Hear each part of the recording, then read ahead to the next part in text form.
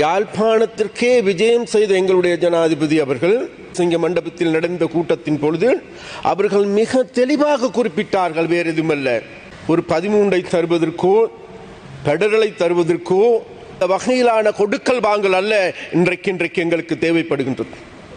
தமிழ் மக்களோடு விளையாடுகின்ற கேம் அல்ல எங்களுக்கு தேவைப்படுகின்றது.